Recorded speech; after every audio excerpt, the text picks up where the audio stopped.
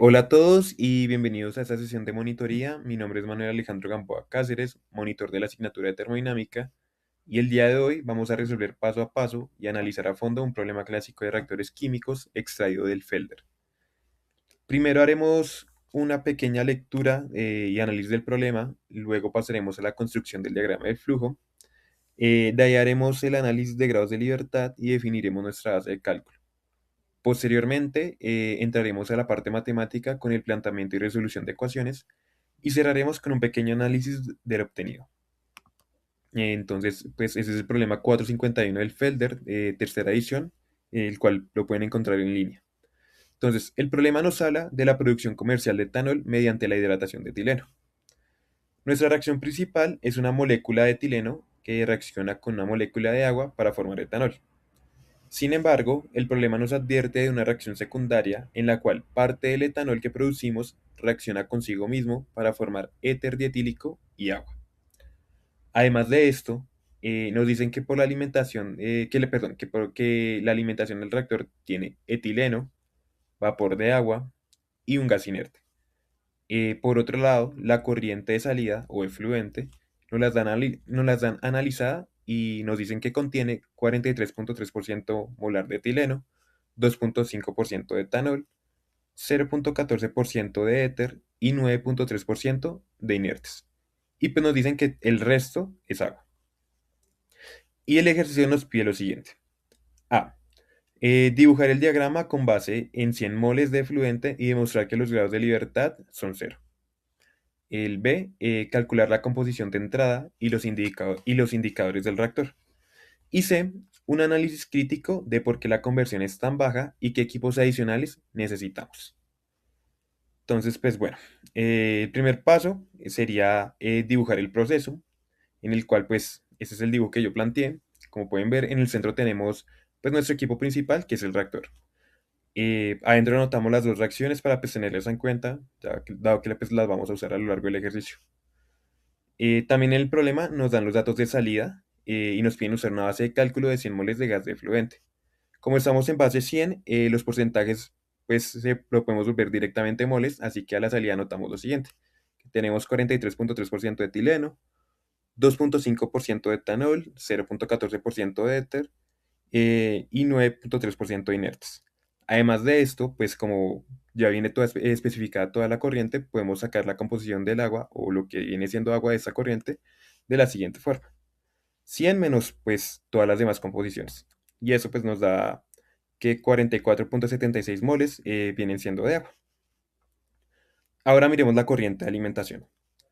Sabemos las especies que entran, pero pues no conocemos sus cantidades. Por eso planteamos las siguientes incógnitas. N1 para el etileno, N2 para el agua y N3 para los inertes. Y pues finalmente tracemos la frontera del sistema, pues en este caso solo vamos a analizar un equipo que viene siendo el reactor. Entonces, pues como podemos ver por la línea punteada, vamos a hacer solo el balance en el reactor y va a ser pues en este caso un balance global dado que solo estamos manejando este equipo. Ahora pasemos a lo siguiente que va a ser el análisis de grados de libertad, los balances atómicos para el punto A. Entonces, como hay reacción química en el sistema, no podemos simplemente igualar las moléculas que entran con las moléculas que salen, pues porque se están transformando. Pero pues ya sabemos que cuando hacemos balances por átomos, pues los átomos se conservan. Entonces, pues lo más ideal en este caso sería hacer un balance atómico. Como ya lo vimos anteriormente, tenemos tres incógnitas, que vienen dadas todas en la alimentación, que viene siendo N1, N2 y N3. Ahora, por lo tanto, pues necesitamos tres ecuaciones independientes para pues, poder resolver el problema. Entonces, como podemos ver en la tabla, verán que tenemos dos balances atómicos independientes, el del carbono y el del oxígeno, y un balance de sustancias no reactivas que son los inertes. No sé si ya lo han visto o lo van a ver pues, en adelante. Cuando tenemos inertes, los inertes, como su nombre lo dice, no participan dentro de la reacción.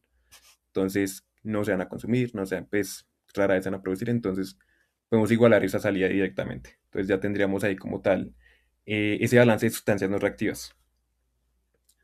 Y pues, como ya lo vimos como ya les dije anteriormente, tenemos dos ecuaciones independientes. Más esta ecuación de sustancias no reactivas, ya tendríamos tres ecuaciones independientes para poder resolver el problema.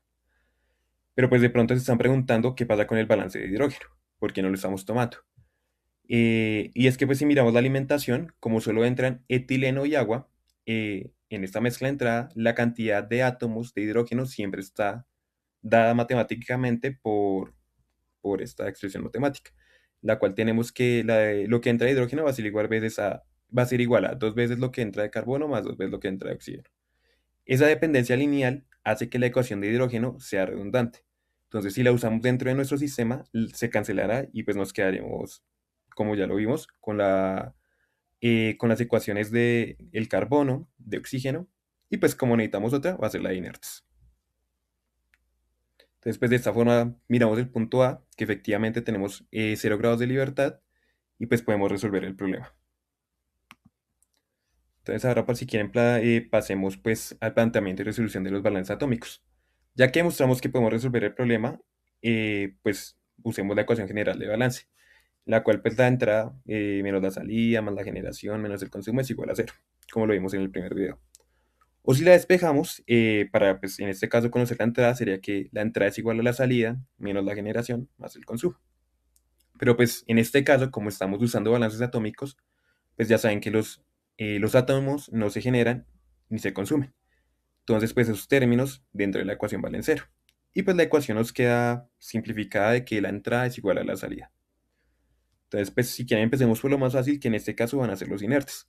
Como no reaccionan, como les dije anteriormente, todo lo que entra va a salir. Entonces directamente podemos decir que lo que entraron fueron 9.3 moles de inertes. Ahora el balance de carbono. Calculamos todo el carbono que sale, que como ya nos dan la salida, ya tenemos ese término. Y lo multiplicamos por los 43.3 moles de etileno y por sus dos carbonos, más los 2.5 moles de etanol por sus dos carbonos, más los 0.14 moles de éter por sus cuatro carbonos. Eso es prácticamente estequiometría para saber cuántas moles de carbono nos están saliendo del sistema. Eso nos da una salida de 92.16 átomos de carbono. Como todo ese carbono provino únicamente de etileno, volvemos a hacer estequiometría. Entonces, dividimos esos 92.16 átomos de carbono por dos átomos de carbono que salen en una mol de etileno y nos da que efectivamente entraron 46.08 moles de etileno. Hacemos este mismo razonamiento para el oxígeno. Sumamos el oxígeno que sale en el etanol, en el éter y en el agua sobrante, lo cual nos da unos 47.4 átomos de oxígeno.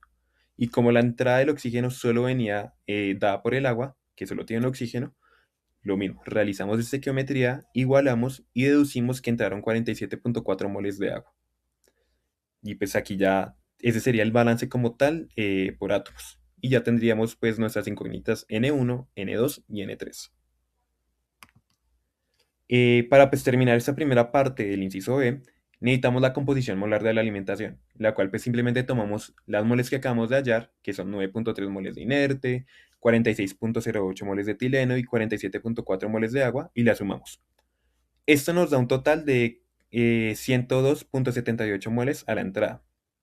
Y pues luego dividimos cada flujo como parcial de cada componente entre el flujo total. Y pues lo multiplicamos por 100 para sacar sus respectivos porcentajes. Esto nos da el siguiente resultado y obtenemos una alimentación compuesta por 9.05% de inertes, 44.83% de etileno y 46.12% de agua. Ahora bien, para la siguiente parte, pues nos pidieron calcular unos indicadores. Entonces, como ya tenemos todos los flujos completos, vamos a evaluar el desempeño de nuestro reactor a partir de esos tres indicadores. El primero nos piden como tal la conversión de etileno. La conversión es como tal la relación entre las moles que reaccionaron y las moles que alimentamos. Como tal, ya vimos que alimentamos al reactor 46.08 moles y pues nos sobraron 43.3 moles como tal en el proceso. Entonces, ponemos la resta, 46.08 moles menos 43.3 moles, y esas nos dan las moles consumidas, que se consumieron dentro del reactor. Al dividir esto entre las moles que entraron, 46.08 moles a la entrada, nos da una conversión de apenas 6.03%. Es muy bajita, pero pues ya veremos por qué nos está dando esa conversión.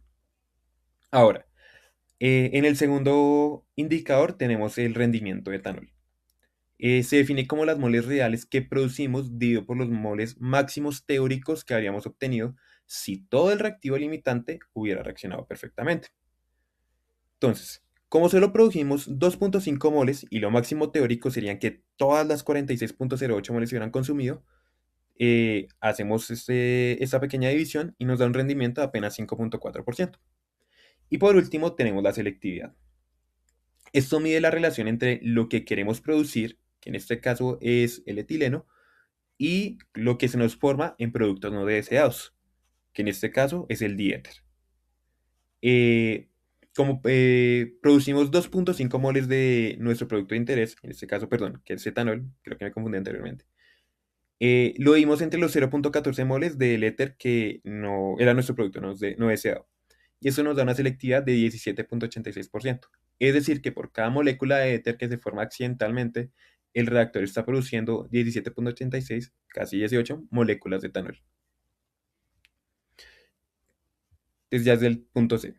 Entonces, para finalizar el inciso C, nos invita a pensar qué pasa con nuestro reactor.